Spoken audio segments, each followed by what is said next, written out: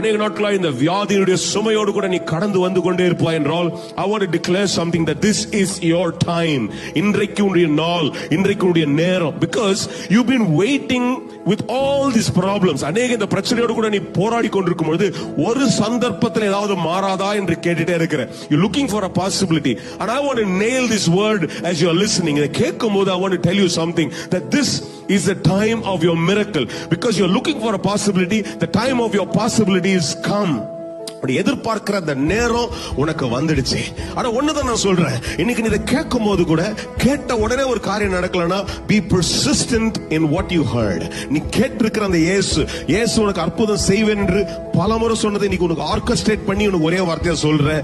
அந்த வார்த்தையை விட்டுடாம பிடிச்சிட்டு இயேசு எனக்கு செய்வார், இயேசு எனக்கு செய்யாம இருக்க மாட்டார், என்னுடைய அற்புதம் நடக்கும் என்று நீ சொல்லிக்கொண்டே இருக்கும் பொழுது நான் சொல்றேன், நீ எதிர்பார்க்கிறதை ஆண்டவர் உன் பட்சத்துல செய்வார். ஏன்னா அதுதான் உன்னுடைய விசுவாசம். இன்னைக்கு உன்னை பார்த்து சொல்ற, நீ போய் கொண்டிருக்கிற அநேக நாட்களுடைய ஒரு சூழ்நிலை இன்றைக்கு உனக்கு விடுதலையாக்கப்படுகிறது. இப்ப நீ செய்ய வேண்டியது என்ன தெரியுமா? just remove everything that is just obstructing you. உன்னை தடுத்து கொண்டிருக்கிற, உன் மேல பாரமா இருக்கிற எல்லா சுமையை தூக்கி தள்ளிட்டு, இயேசு எனக்கு செய்வார் என்று எழுந்து கொள். இன்னைக்கு உன்னுடைய அற்புதம் நடக்கும்.